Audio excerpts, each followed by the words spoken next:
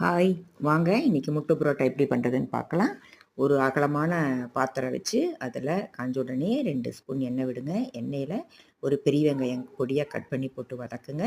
கூடவே 2 பச்சை மிளகா, 2 தக்காளி கட் பண்ணி அதையும் சேர்த்து வதக்குங்க. பூண்டு 4 பல் பூண்டு அதையும் சேர்த்து நல்லா வதக்கிட்டு, 1 ஸ்பூன் தனியாத்தூள், 2 ஸ்பூன் மிளகாய்த்தூள், 1 ஸ்பூன் கரம் மசாலா பவுடர் போட்டு நல்லா வதக்குங்க. கொஞ்சம் தண்ணி தெளிச்சுக்குங்க. தண்ணி தெளித்து உப்பு சேர்த்து நல்லா வதக்கிட்டு, பச்சை வாசனை போன உடனே 4 முட்டையை உடச்சி ஊற்றுங்க. அதையும் நல்லா குத்தி நல்லா பெரட்டிருங்க. நல்லா அது ஒன்றோட மிங்கிள் ஆகணும். நல்லா பெரட்டிட்டு, இப்போது நம்ம பரோட்டா சேர்த்தணும். இப்போ பரோட்டா வந்து உங்களுக்கு ட்ரையாக இருந்துச்சுன்னா, நீங்கள் இட்லி தட்டில் வச்சு ஒரு 5 மினிட்ஸ் ஆவியில் வச்சுருங்க. அதை எடுத்து நல்லா கையில் கொஞ்சம் கொஞ்சமாக குட்டி குட்டியாக பிச்சு போட்டு, அதையும் உள்ளே சேர்த்து நல்லா வதக்குங்க.